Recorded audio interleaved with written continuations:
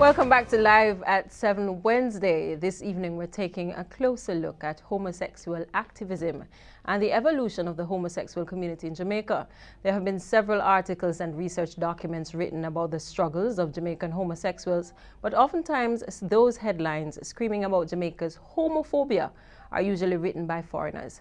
However, this evening we hear from a Jamaican about being gay in Jamaica and the various challenges that come with it. Javed Jaghai is our guest this evening.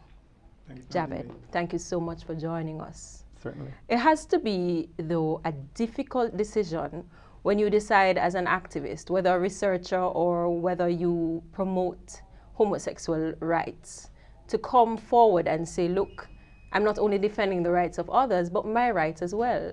What made you decide to take that step? Right. So I've done a lot of research about gay identity in Jamaica, and one of the things you find is that when people talk about gay identity, it's usually as an abstraction. It's this thing, it's this idea, and nobody really claims the experience. And I feel like we take away the power from our stories when we make them abstract. And so I think for my own sake, for my own rights, for my own life, it's so important for me to claim my struggle, to claim my experience, and to use my story to really empower others who are like me, but also challenge prejudices in Jamaica. Now, we want to get into a research paper that you worked on in terms of it's representing the realities of gay Jamaicans, and you have a look at the identity, community formation, and activism from 1970 to 2012. Mm-hmm. But before we even get into that, this decision that you made, though, you're Jamaican, and so yes, it must have impacted your friends, your family. What has that experience been like? What has the reaction been like? I've been on quite a journey over the last few years, and luckily for me, I have had very good experiences with my family and friends. I made very careful and deliberate efforts to come out to each of them individually, and I'm very overwhelmed by the fact that my family and my friends support me unconditionally. And that's one of the reasons too I feel like it's important for me to speak, because we have this dominant understanding that Jamaicans are homophobic. And it's true, they very much are. But I think when you come out to Jamaicans and you allow them to see a very personal side of who you are, something that's so personal that you held a secret for so long, Jamaicans appreciate and respect that, and they will respect you. So you have no fear that having made this declaration, you probably have done it before, but now sitting down to talk about yourself and to talk about some of the issues that you go through in terms of being a member of a particular community, you have no fear about the backlash that you're going to get, or are you challenging your own thesis, which we're going to get into in a little while, in terms of, because you do agree to some extent that the homosexual community, in fact, make Jamaica look more homophobic than it actually is. It's a little more complex than that, but to sum it up nicely. Yes, I'm fearful. I'm human. I have to recognize that there are potentially negative repercussions to me appearing on TV saying I'm gay. However, I know for a fact that you don't change the world by remaining silent. You don't change the world by being preoccupied by fear. And if it is you're going to really change minds and hearts, you have to go out there, you have to represent your cause, you have to represent it with conviction, and you have to represent it as who you are. And so the only issue I have now is how my family and my friends will be affected by my disclosure, because I recognize that by taking on a public role, that I might be exposing them to scrutiny and harassment. And that hurts me. But at the same time, I think my family and my friends recognize the importance of the work that I'm doing, and they are going to support me no matter what. And you've taken on this public role with a decision to stay in Jamaica? Well, I'm in this for the long haul. I love Jamaica. I wouldn't be here if I didn't love Jamaica. And I think that's something people often forget, because when we talk about homosexuals, we talk about them as if they are foreigners. We talk and we say, well, if you don't like it here, you should just leave. But the fact is, we are Jamaicans. We are here. We're not going anywhere. All right, and at some point or another, we're all going to sit down together and have a frank discussion about how we're going to figure out a way to get along. At what stage did you know that you were not heterosexual? There's no simple answer to that question, because there's never any one moment. I think throughout my life, there was always the understanding that I didn't fit in, and I couldn't quite articulate what it was that made me feel alienated from Jamaican society. Yeah, but looking society. at you now, how would people know that you don't really fit in? What were some of the things that made you feel like you didn't fit in? Well, I was very, very effeminate as a child. And in Jamaica, from a very young age, if you don't fit into gender norms, people are going to let you know, and they're going to ridicule you for it. And so there was that, and then I was also very studious. I was very diligent with my studies, and people teased me for that as well. Just on the whole, as I started to mature and I started to question more and question social norms and question given wisdom, I just started drifting away from my peers. So there was this understanding that, okay, I'm not quite normal, but I wasn't sure what it meant. And honestly, it wasn't until I left Jamaica that I was introduced to gay people and introduced to acceptance of gay lifestyles, and that I grew to accept myself. So you're telling us you never explored in Jamaica any at all that quote-unquote abnormalcy that you experienced? Well, of course not, because I'm heterosexual. In Jamaica you are. Right, and even though my internal disposition is saying otherwise, I had convinced myself that I had to be normal. I wasn't a child molester. I wasn't a predator. I wasn't an abomination. I was a human being. And so I couldn't be all the bad things they said gay people were. And then you go abroad and you meet people who are gay. And the first time I met a gay person, actually, I laughed. I said, who would ever claim such a stigmatized identity? And I thought the person was a fool. And slowly I started to really challenge myself to confront the reality that I too was gay. And I come to Jamaica now and I realize that there are people who didn't leave who arrived at the same conclusions in very different ways. And I think that's a very profound experience as well. It is, because here you are telling us that, look, I grappled with this as a youngster, and this is how I felt, and I hid it until I went away. So how do we now define gay identity in Jamaica, if you want to put it that way? Because clearly it's a challenge with persons not wanting to claim the identity, right, but yet still don't fit into the quote-unquote normal arena of life. Right. Well, it's a challenge because I promise you, it's a very, I suppose, a little known secret that Jamaica has a very vibrant gay community. And so while there are stories of victimhood and stories of suffering, the fact is that I think our lives speak to resilience, speak to an indomitable will to be despite the cultural constraints. And so people find ways. So you're frightening Jamaicans now, you're telling them that, look, it's not a little bit away. I'm a little away. It's more than you think. No. And it's all over. Well, yes, because gay people are everywhere. We're in every family. And we choose to pretend they don't exist because we don't want to confront our prejudices.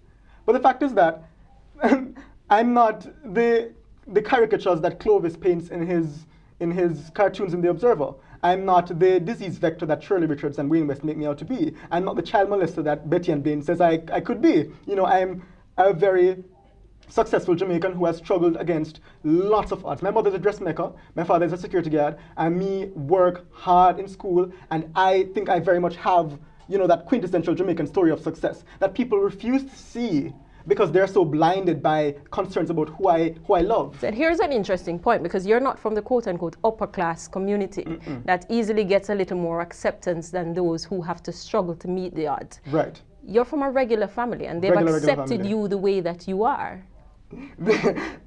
There have been struggles because I think it's very hard on Jamaican parents especially to reconcile the hatred they think they're supposed to feel based on their socialization and the love that they have for their children. And so every Jamaican parent or sibling or friend really goes through a struggle to make sense of the fact that they have a gay family member or friend. And we're going to make some more sense about that in terms of talking a little bit more about the identity. And this issue you've come up with about classism within this very homosexual community. You have to hear it. Don't go anywhere. Be right back.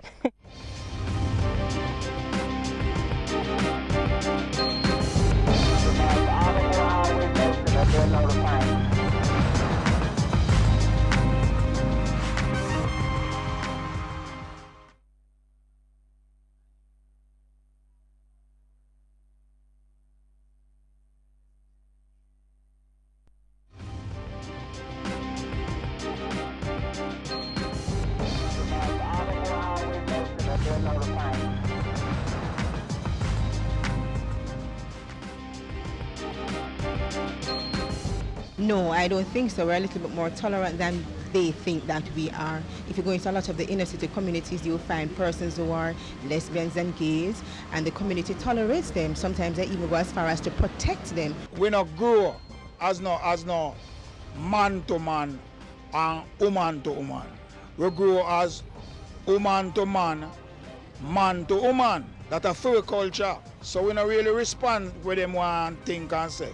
Not to the fullest extent, as in, you know, some people do accept it, accept such individuals.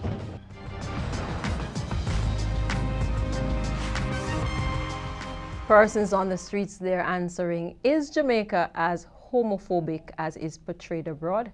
Let's now see what our friends on Facebook had to say. Okay, just before we do that, well, we'll get to Facebook another time. We still have with me Javed Jaghai, gay advocate, who is telling us not only about his advocacy, but his life actually as a homosexual. Javed, thank you so much for staying with us. Now, you're doing a research paper, as we mentioned earlier, and in it you look at the whole issue of classism in the homosexual community. And it's almost your way of trying to explain why certain people see attacks on gays the way they do. Mm-hmm. But you're saying it doesn't happen to everybody, so it's not as dreadful to live in Jamaica as people make it out to be. Right. The story is definitely more complex than I think most people understand. Even Jamaicans don't quite understand the complexity of the Jamaican gay and lesbian experience. So the fact is that we're a very class-based society. We're a very status-conscious society, and you find those very same dynamics reproduced in the gay community. So because of how homosexuality is demonized in the culture at large, it's seen as a liability. And so if you're going to progress, if you want to be seen as a member of the respectable elite and the upper class, then you have to divorce your personal life, your sexual life, from your public persona. And many people think that's completely reasonable to make that kind of sacrifice because... Is it a sacrifice though? Because heterosexuals don't walk around declaring I'm heterosexual. So why should it matter? Okay. Why should it matter being a public discourse or even being something of public display? Okay, it's a huge sacrifice. And I can tell you from personal experience that gays and lesbians in Jamaica go to enormous lengths to conceal their sexual identities. And even though this is just a little part of our really complex identities, it becomes a very, very important core identity because of the effort that goes into hiding it. Now, heterosexuals don't need to walk around and say, I am straight, because it's assumed that everyone is straight. So if we don't challenge that discourse, if we don't interrupt that discourse and say, well, look, I'm actually here as well, and I'm not straight, then people will not know, and they will not be sensitive to the needs of people who are not heterosexual. Furthermore, me know straight people when I see them. I see rings on fingers. I see them walking in Emancipation Park hand in hand. Gay people wear rings now too. They go overseas, get married, and come back. Perhaps, but the very, very elite, the very, very few, the people who have means, for the majority of people in Jamaica, when you see them in public, they will not be doing or saying anything that's going to implicate them as gay or lesbian. And if you live that life for a day, you recognize just what kind of burden that places on people who are not afforded the opportunity to take granted of the fact that their sexualities are and legitimate. There are some Jamaicans who are watching now who will say, look, that's not true. We have a set of young men in New Kingston who are misbehaving. We have a set who has taken up residence in a residential community who are misbehaving, who don't care to hide the fact or even to show respect or quote-unquote decorum for that. Mm-hmm. Well, isn't it ironic, though, that the people who you think are most vulnerable are the ones who are most visible? Where are the professional... No, you explain to us the irony of that, because that's something you touch on in your research paper. Definitely. And you actually point to the fact that these are the persons who are more likely to be abused mm-hmm. or more likely to be victims of violence. Right. And I think you just gave us the answer. If you are the one who is most vulnerable to homophobic violence, you might just be the first one to squeal. The rest of us who are in our uptown bubbles are quite content, all right? We know what the situation is. Yes, there are certain sacrifices that must be made, but we deal. All right, there are those people who can't deal because they live in communities where they can't hide who they are and they're not protected by their class positions. And so it so happens that because that's all Jamaicans see, and Jamaicans are all too eager to demonize gay people. So if we see, bad behaving gay people, even though there are bad behaving people in every group, we latch onto that image and say, well, that is gay, even though we know that is not the truth. Because everybody at Jamaica, we tell us, me know gay somebody. I know they are ambitious, they are intelligent, they are leaders, but we don't talk about those people. Because those people probably don't want to be talked about. No, but it's also a matter of expectations, because we allow people to be resolved in their closets, mm-hmm. right? We don't give them a reason to want to come out because we accept them as they are. Do you think, though, this image that you've portrayed of the persons who have come out is what fuels the international media attention more than the average, the regular, if you can call it that, homophobic community? And how do you resolve that? How do you resolve that in the minds of Jamaicans? Mm-hmm. When there is a set of quote, bad reference, but you people who make us look like demons, and then you ask us for acceptance in return. Well, the issue is that we need to diversify the narrative. We need to talk more broadly about the diverse experiences that gays and lesbians experience in Jamaica. And I, as an advocate, I challenge the people I work with to recognize how it is they are making things bad for us, because you are telling international people that it's really super bad, and then Jamaicans are getting defensive. And in the same breath, you are telling gay Jamaicans that the situation is so bad that they shouldn't come out. Now, if people do not come out, if you don't tell people who you are denying them the opportunity to exercise tolerance. And I think that's the place where we are at now as a society. Gay people need to take the initiative to tell people about who we are, because they will not learn otherwise. You don't think we've made any progress since the 1970s? Your research paper looks back at some of the movements that were formed in defense of people's rights, but in terms of progress, have we made any? I think we've progressed in some ways and we've regressed in others. I think in the 1970s and 80s, you had a much more vocal LGBT lobby that was very much in your face. They were open about who they were, and they were very effective. And I myself, I'm so inspired by men like Larry Chang, who came out publicly and said, look, this is my life, and I think this is what we need to do to learn to respect each other. Since the 1990s, where there was huge international backlash to homophobia in Jamaica through music, and an increasingly aggressive and vocal homophobic Jamaican public, I think advocates have become scared, Jamaicans have become defensive and combative, and in many ways progress has stalled. But in terms of identity, I think we now have more access to information about what it means to be gay through the internet, through American television shows.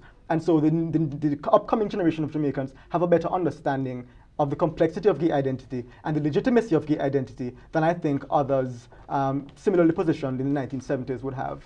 As you mentioned music, I have to read this. It's a quote from your thesis. And basically you talk about socializing in particular parties that are geared towards homosexuals. And it says, we gyrated to the music of the same artists that sing forcefully against homosexuality. In fact, anti-gay lyrics were vocalized in a chorus when they sounded across the dance floor. And you go on to say, how ironic, I thought, that foreign gay rights activists go to such great lengths to censor Jamaican artists who have homophobic lyrics in their repertoires. So you're telling us that the homosexual community in Jamaica, to the parties that you have visited, gyrate to the very music that the international community raises concerns about? Yes. So two things about that. One, we are Jamaicans. We love dancehall music, and when you go to a party, a dancehall music you hear. Whether it contains homophobic lyrics or not. But here's the trick now, because if a dancehall artist is singing music, it's usually the most popular artists are men, and they're singing about women. However, when a gay man in Jamaica dances to that, he's dancing with a man. And I think it's absolutely subversive that he's using the very same means that is used to subordinate his identity in the public. He's using that very same means to affirm his identity in a private space that accepts him for who he is. And I think that's absolutely powerful. Is it? It is. It's ironic that we're appropriating the very same cultural artifacts used to marginalize us to affirm who we are. Yeah, but at the same time, you're dealing these artists a bad blow because nobody's standing up for them. Right, but you can't conflate all Jamaicans, all Jamaican gay people, with the narratives used in advocacy. You can't. The advocacy organizations are few in number, and there are a handful of individuals who lead this advocacy. Jamaican gays and lesbians are living their lives. They're going to school, they're going to work, they're taking care of their families. They're not necessarily involved in the direct framing of advocacy narratives. It sounds to me then as if you're saying organizations like JFLAG are not doing what they're supposed to do. No, that's not what I'm saying. They're missing the mark. That's not what I'm saying. I'm saying they can do more. And they can think more strategically about how to frame messages that foster tolerance in Jamaica, but that also affirm the identities of gay people. And I don't think we've thought so much about the identity piece because we assume it just happens naturally. And that's something I think gay rights organizations in Jamaica need to do. To not assume that people accept themselves, that people understand, the challenges of negotiating identity in a place like Jamaica, and to really focus on the internal dynamics of the community and not so much the external, which is what we've been focusing on almost exclusively. Interesting. So, in terms of JFLAG, tell us specifics that you think they can do, especially for that class of the society or your community that you think doesn't quite understand how to fit in and how to make it work. The ones who basically expose themselves to the elements? I'm not sure I understand the question. The ones in New Kingston, if you want to Yes. put it like that. Yes. What is JFLAG not doing to help educate and protect them, if it is that they can do more? But I don't think this is solely a JFLAG issue, and I think that's where we have a problem in Jamaica, because we assume, homosexuality is peripheral to national issues. We assume homosexuals are peripheral to Jamaican families and communities, and so if you need to deal with homosexual issues, it needs to be by a gay rights organization. But this is a social issue that Jamaica needs to grapple with. There are people who are displaced from their communities, displaced from their homes, undereducated, and they have social issues to deal with. And I think collectively, if we recognize this is a problem in Jamaica, then Jamaican organizations need to figure out a way to address that issue. And that's something, of course, we're going to want to follow up at some time. But Javed, thank you so much for being with us here on Live at 7. We continue after the Supreme Ventures draw.